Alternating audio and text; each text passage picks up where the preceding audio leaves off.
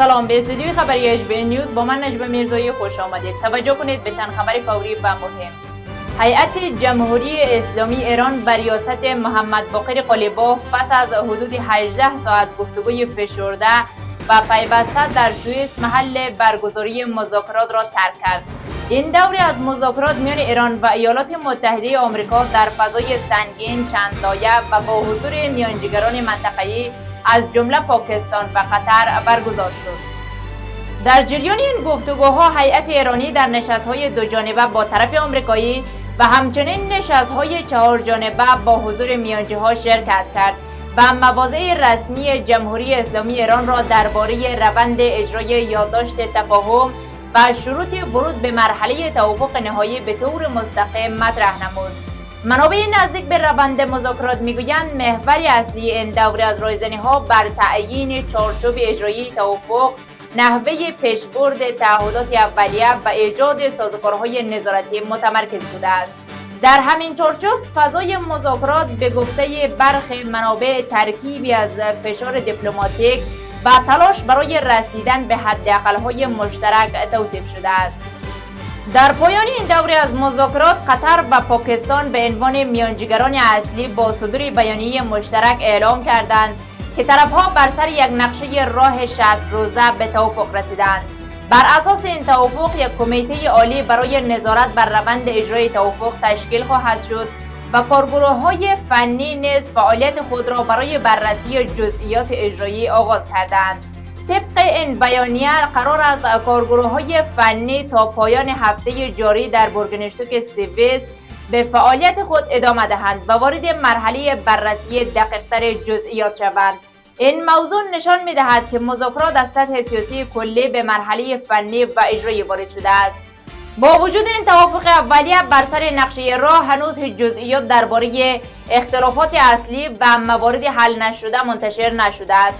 منابع مطلع تنها تأکید کردند که برخی موضوعات حساس همچنان در دستور کار باقی مانده و نیازمند بررسی‌های بیشتر در چارچوب کارگروه‌های تخصصی است.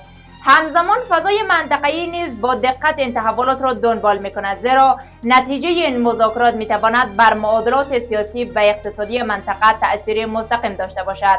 با این حال طرف‌ها تاکنون از ارائه جزئیات بیشتر درباره محتوای اختلافات خودداری کردند. در سوی دیگر کیر استارمر نخست وزیر بریتانیا و رهبر حزب کارگر به طور رسمی از رهبری حزب استعفا داد و اعلام کرد که تا زمان انتخاب جانشین خود به عنوان نخست وزیر موقت به کار ادامه خواهد داد.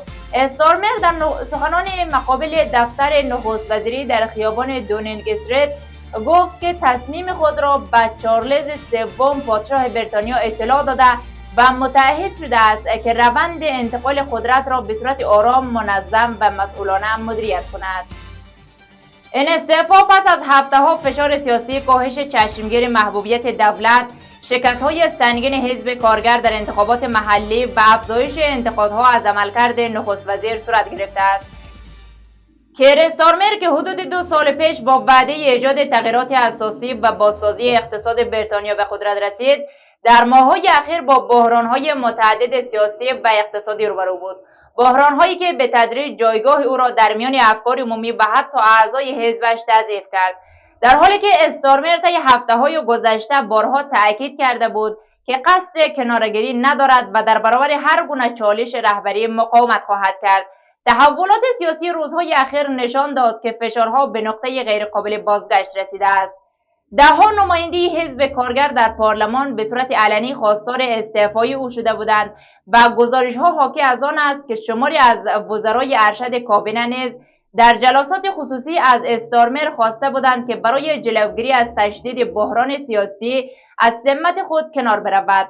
بر اساس گزارش رسانه‌های بریتانیایی، برخی از چهره‌های کلیدی دولت از جمله ایویت کوپر وزیر امور خارجه، شبانه محمود وزیر کشور و هایدی الکساندر وزیر حمل و نقل در روزهای اخیر نگرانی عمیق خود را درباره آینده دولت ابراز کرده بودند. نقطه عطف این بحران پیروزی چشمگیر اندبرنام در انتخابات میان دوره‌ای حوزه مکرفلت بود. پیروزی که بسیاری آن را نشانی از تغییر موازنه قدرت در حزب کارگر می‌دانند. اندبرنام شهردار پیشین منچستر که امروز قرار است به عنوان نماینده جدید پارلمان سوگند یاد کند، اکنون به عنوان جدی‌ترین گزینه برای رهبری حزب کارگر مطرح شده است. محبوبیت بالای او در میان اعضای حزب و رای دهندگان باعث شده بسیاری از نمایندگان کارگر از او به عنوان فردی یاد کنند که میتواند حزب را از بحران کنونی خارج کند. استارمر در سخنان خود اعلام کرد که از جانشین آیندهش به طور کامل حمایت خواهد کرد و تأکید کرد که دولت آینده بریتانیایی قوی‌تر و عادلانه‌تر از آنچه 2 سال پیش تحویل گرفته بود در اختیار خواهد داشت. او همچنین از کارکنان دفتر نخست وزیری، اعضای کابینه، همکاران سیاسی و حامیان خود که طی 6 سال گذشته در کنار او بودند قدردانی کرد. با این حال استعفای استارمر پرسش‌های مهم را درباره آینده سیاسی بریتانیا ایجاد کرده است. اکنون حزب کارگر باید در مدت زمان کوتاه رهبر جدید خود را انتخاب کند، فردی که نه تنها مسئول هدایت حزب خواهد بود بلکه باید اسکان دولت را نیز در یکی از حساس‌ترین مقاطع سیاسی و اقتصادی بریتانیا در دست بگیرد. کارشناسان سیاسی معتقدند رقابت بر سر رهبری حزب کارگر میتواند و یکی از مهمترین و سرنوشت سازترین رقابت‌های سیاسی سالهای اخیر در بریتانیا تبدیل شود. این تحول در شرایطی رخ می‌دهد که دولت بریتانیا با چالش‌های متعددی از جمله فشارهای اقتصادی، افزایش هزینه‌های زندگی، بحران خدمات عمومی و مسائل مربوط به سیاست خارجی روبرو است.